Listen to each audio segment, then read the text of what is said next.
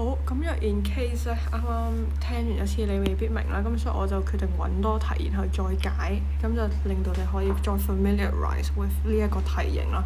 咁呢一題咧，其實就係以前高考嘅時候，but anyways，咁我哋睇下個題目咧，佢就講到啦，佢就話 it is given that 個 f(x) 咧，佢就係 2x 次加 ax 加 b 啦。咁今次就俾咗個 polynomial 我哋啦，就會係 f(x) 等於2x 次加 ax 加 b。咁所以其實呢個唔使我哋自己 derive 出嚟，係簡單版嚟嘅。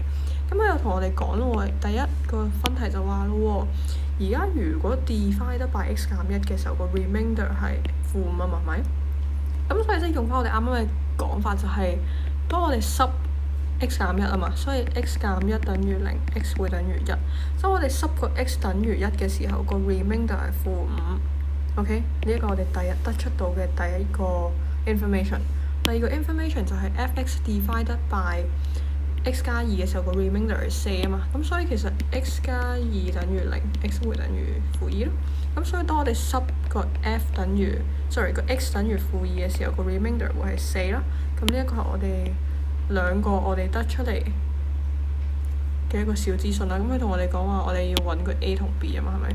咁所以其實你只不過係將1塞翻落去個 2x 次個 x 度，咁即係2乘以1嘅2次加 a 加 b 會等於負5。咁所以 a 加 b 加2等於負5 a 加 b 等於負7。咁呢個係我哋第一個 derive 到嘅一個式出嚟啦。跟住負2塞落去個 f(x) 度就會係2乘以負2嘅2次方加 a 乘以負2加 b 等於4。咁所以就負2a 加 b 等於，睇下先，負2嘅2次方係4，4乘2係8，所以4減8係4。咁我哋會得出係呢個就係第二個式啦。然後我哋撳機就係 simultaneous equation 啦，所以就會撳到個答案係 a 等於，咦？等陣先啦，我偷睇個答案先，唔好意思。因為我撳到一個分數。睇下先。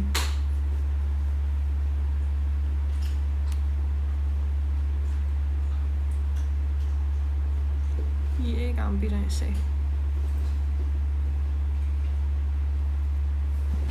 sorry，呢個寫漏咗個負4，得錯。所以撳機應該會係撳到 a 等於負1 b 等於負6。咁我哋就會做完第一個小分題㗎啦。好，跟住之後咧，去到第二題啦。咁佢就同我哋講啦，佢話如果 f(x) 等於0嘅時候，叫我哋揾個 value of x 啊嘛。即係話咩啊？即係話假如而家個 f(x) 即係個 quadratic equation 係呢一嚿嘢2嘅 x 次加 ax 加 b， 係我唔記得寫翻。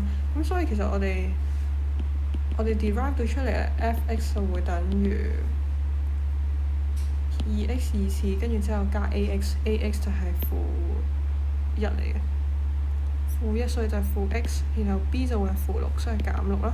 咁 f(x) 係呢一行嘢，然後佢就話咯喎，當呢一行嘢佢係等於0嘅時候咧，咁佢叫我哋揾個 value of x 啦，係咪？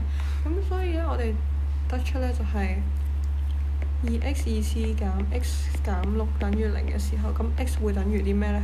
佢叫我哋揾個 x 啊嘛。咁其實呢個好簡單啫，因為佢唔係3次方嘅嘢啦。咁所以呢個 quadratic equation 你係撳機就 solve 到㗎啦。所以 formula 01啦，跟住之後就係2負1負6。咁所以 x 會等於2 or x 等於我部機撳唔到個 number 出嚟添。咁所以咧，個 x 咧係會等於2或者係負3 over 2嘅，負3 over 2。咁呢個係你撳 formula 01，